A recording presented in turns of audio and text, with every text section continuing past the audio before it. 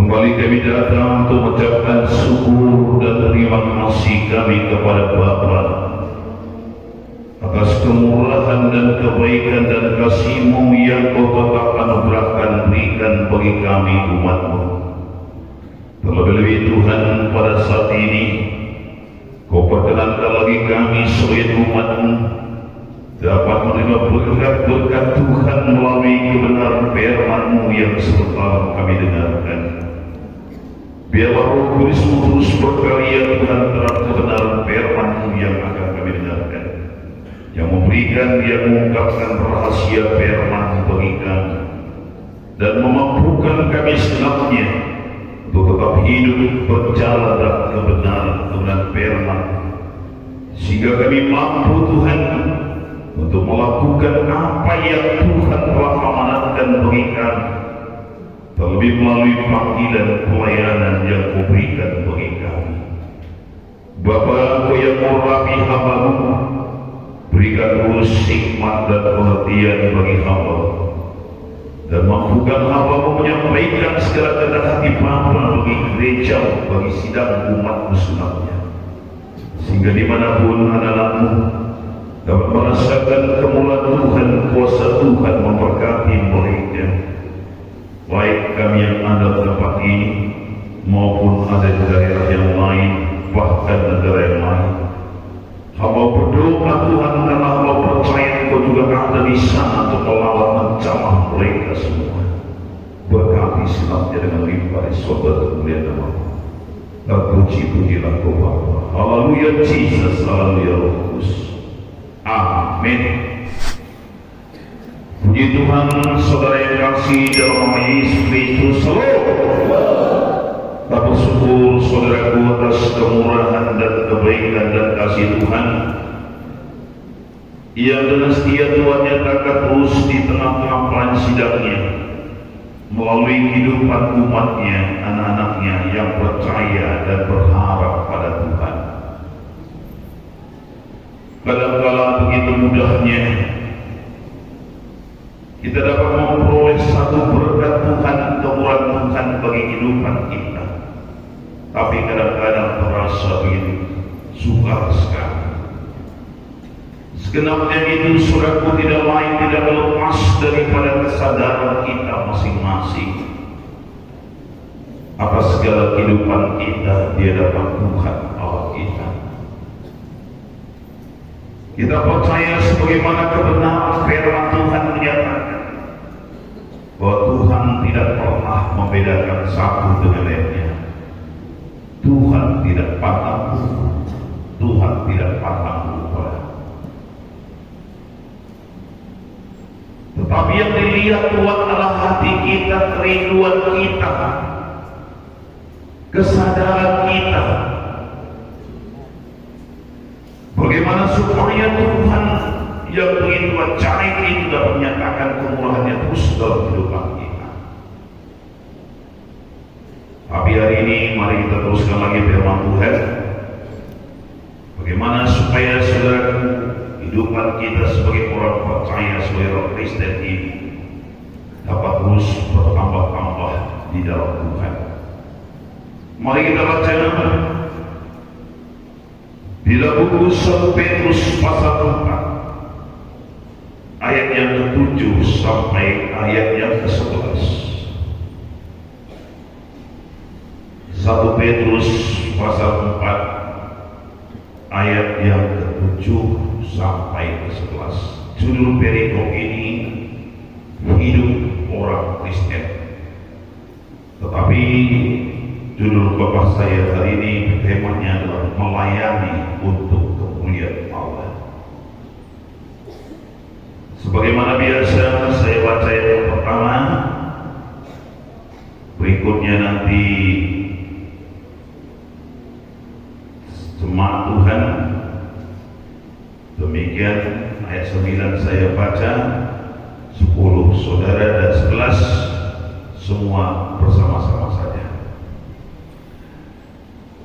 11 nanti sama-sama. Saya mulai dari ayat 7. Kesudahan segala sesuatu sudah dekat. Karena itu Kuasailah dirimu dan jadilah tenang, supaya kamu dapat berdoa.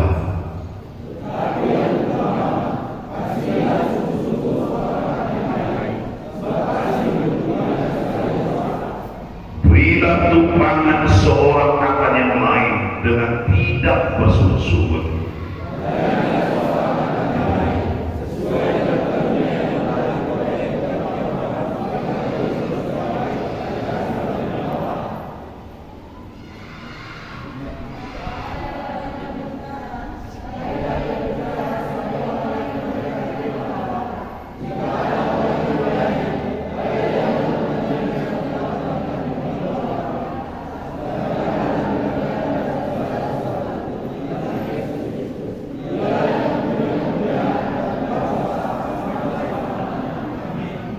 Itulah sebabnya untuk konsentrasi.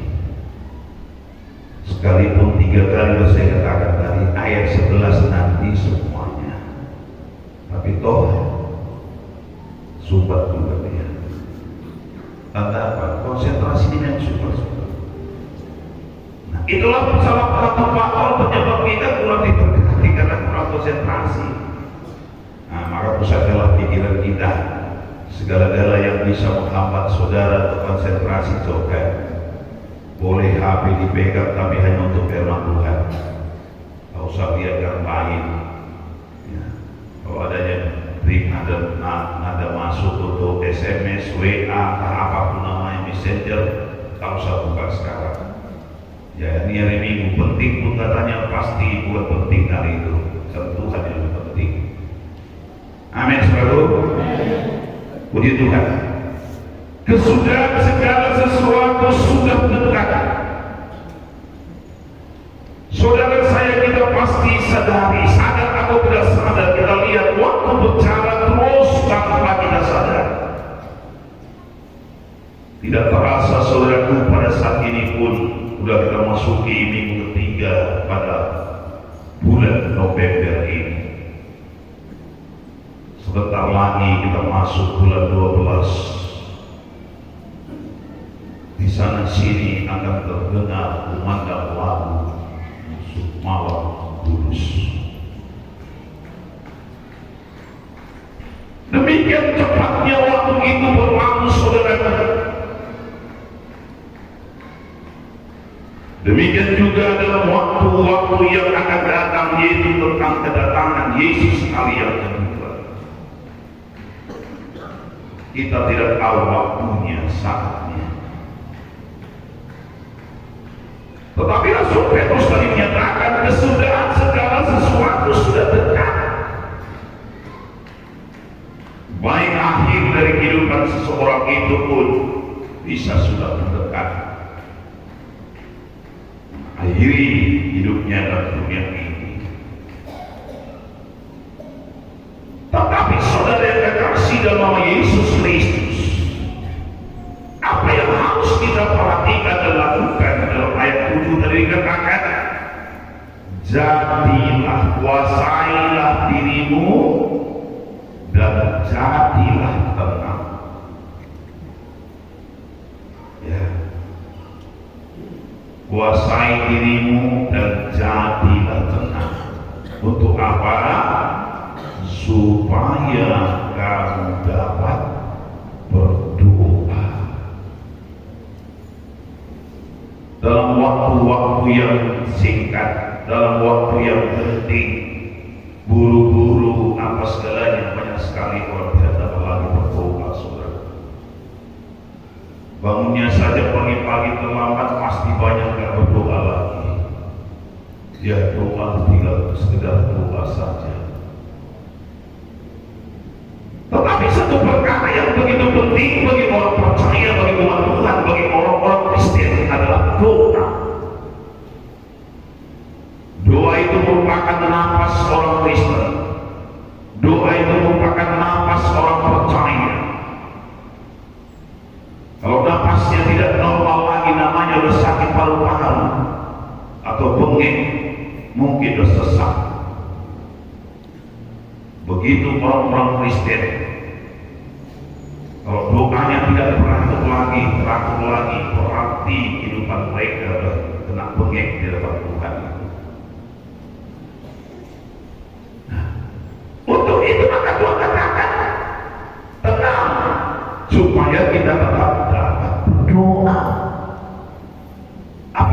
situasi kondisi yang sedang kita hadapi, satu perkara solusinya adalah berdoa. Segenting apapun saudara rasakan masalah saudara, seberat apapun yang sedang saudara hadapi, satu perkara yang membuat saudara keluar dari masalah itu adalah doa. Tapi ini yang sering tidak terlaksana. Lebih banyak mengadu ke sana, mengadu ke sini, bukan dia mengadu kepada Tuhan. Ada pujian orang menyatakan, kepada siapakah aku mengadu? Perhatian dia cari itu, lepas dia mengadu secara lahiriah, secara badani. Allah menuntut saudara saya, mengajak saudara saya agar bagaimana supaya saudaraku kita dapat tetap berdoa. Yesus pun mengajarkan dalam buku Lukas 18 dia katakan, berdoa dengan tidak jemu-jemu. Rasul Paulus mengingatkan dalam buku 1 Tesalonika pasal 5 ayat 17, tetaplah berdoa. Tapi banyak saya katakan lagi, orang-orang percaya, orang Kristen tadi sudah pulang berdoa. Karena apa? Sibuknya, banyaknya masalah, dan banyak lagi hal yang membuat kita tidak dapat berdoa, terlebih dalam waktu yang singkat dari katanya. Sasaran utama musuh kita itu bagaimana supaya kita dapat berdoa. Sasaran setan bagi manusia itu bagaimana supaya kita dapat berdoa.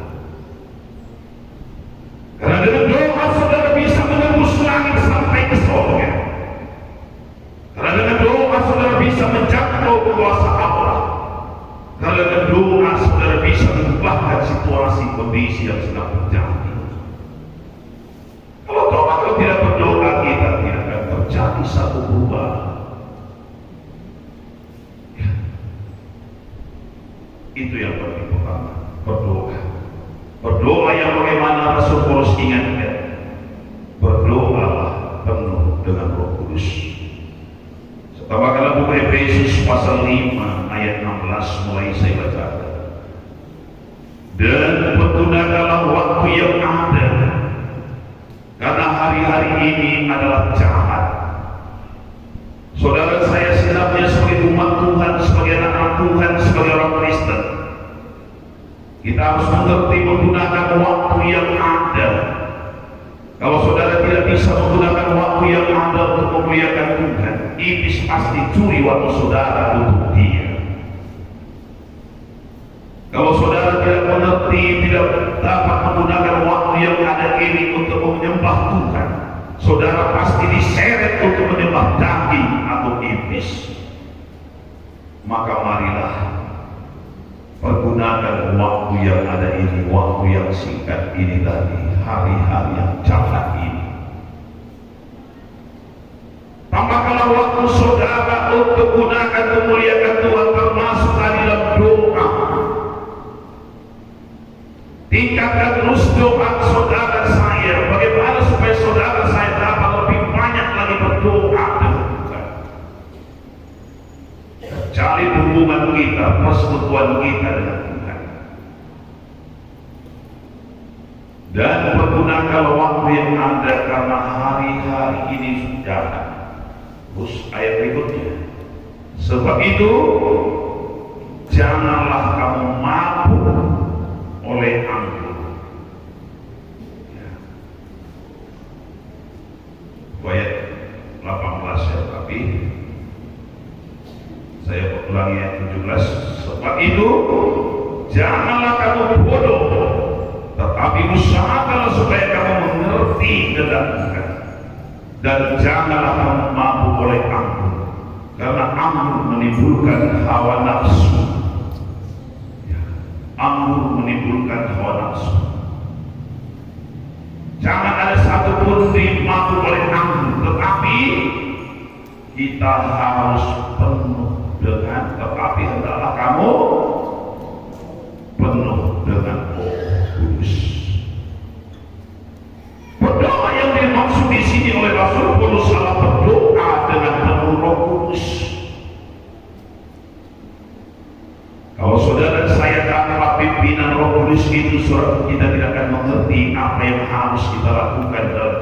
kita dalam waktu yang singkat kita ini. Kita tidak mengerti bagaimana memuliakan Tuhan, apa yang dikehendaki oleh Tuhan dalam diri kita. Yang paling sering menonjol kita lakukan nanti adalah kehendak nafsu kita, hawa nafsu kita, daging kita. Kalau kita tidak penuh dengan Roh Kudus. Untuk itu saudara-saudara saya harus tidak ada pilihan. Bagaimana supaya kita berdoa penuh dengan Roh Kudus? Kalau tidak, saudaraku, tidak mampu kita melakukan itu, terlebih di akhir zaman ini. Banyak musuh, banyak rintangan, banyak tantangan. Ya, kehendak memang nanti ada, tapi tidak mampu kita lakukan kalau tanpa Tuhan ini. Semangat saudara saya pasti tidak akan sama lagi, pasti berubah kalau tanpa Roh. Kalau dulunya di bidang Natal itu saja sudah berapi-api semangat kita langsung bangkit dia. Coba kalau tanpa Roh Kudus di dalam Natal, ini tak kurang. Mendengar kata Natal itu pun bukan satu hal yang memberikan motivasi lagi bagi diri dia. Kenapa? Karena tidak lagi penuh dengan Roh Tuhan. Tidak lagi penuh dengan Roh Tuhan. Kalau orang tidak penuh Roh Tuhan itu banyak sekali apanya? Protesan. Nah, ini apa Roh Tuhan itu? Kalau orang penuh Roh Tuhan itu dia tunduk saja pada Tuhan, apa yang diperintahkan Tuhan itu saja dia lakukan. Buat kata Tuhan dia buat, tak masalah bagi dia. Tapi orang yang tidak penuh dengan Roh Tuhan itu sudah banyak sekali kritikan dalam hatinya. Menurut pelajaran firman Tuhan, ciri-ciri orang tidak dipenuhkan lagi dengan Roh Kudus itu bagaimana? Semangat berdoa kurang, itu nomor satu. Semangat ibadah sudah kurang, lemah. Itu maka Ibrani menyatakan, kalau buku Ibrani dituliskan menjelang akhir zaman, jangan kamu menjauhkan diri dari pertemuan ibadah. Kenapa dikatakan demikian saudaraku? Karena di akhir zaman dalam waktu yang singkat tadi, sasaran utama dan setan itu iman orang-orang percaya. Bukan tubuh saudara nomor satu, tidak. Bukan ekonomi saudara nomor satu, tidak, tapi rohani saudara supaya melorot. Kalau rohani kita melorot, ikut nanti semuanya itu akan melorot, saudara. Maka menjelang aja menjaga menjauhkan diri dari pertemuan. Ciri-ciri orang tidak lagi dipenuhkan Roh Tuhan, pasti malas beribadah. Hidupkan kembali saudara. Maka Rasul Paulus mengatakan harus penuh dengan Roh Kudus, memulihkan, memberikan semangat, berdoa dengan semangat, berdoa dengan sungguh-sungguh, berdoa dengan Roh Tuhan itu membangkitkan kembali harapan iman kita di dalam Tuhan. Ya itu dia saudara. Sehingga apapun dia dalam akhir zaman tadi saudara dan saya tak dapat kemenangan. Karena dia sudah terjebak, kita ikut bersama-sama dengan dia. Kan itu harapan kita. Kalau Roh Kudus memenuhkan hati kita, otomatis kasih kita bertambah, saudaraku. Kasih kepada Tuhan, kasih sesama. Kasih kepada Tuhan, kasih sesama. Bertambah kasih kita. Nah, kita lihat saudara kita lemah. Karena kita kasih, kita doakan dia, kita tuntut dia, kunjungi dia, bangunkan dia. Kita lihat saudara kita dalam kelemahan fisik tubuh juga, kita kunjungi dia, kuatkan dia, berikan harapan kepada dia. Ya. Karena kadang-kadang perkataan kita yang sedikit itu bisa membangunkan dirinya, saudara. Apapun karunia pelayanan yang kita lakukan, mari lakukanlah pertama dengan iman. Apapun yang saudara lakukan itu, perlakukanlah dengan iman. Melayani dengan iman pada Tuhan. Jangan saudara berbuat asal-asalan saja. Berlayanilah dengan iman. Kedua, dengan ikhlas. Berilah dengan ikhlas. Melayanilah dengan ikhlas. Mengasihilah dengan ikhlas. Apapun saudara lakukanlah dengan ikhlas.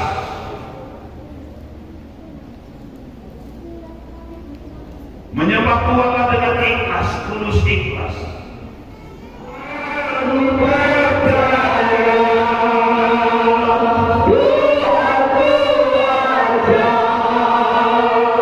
Yeah.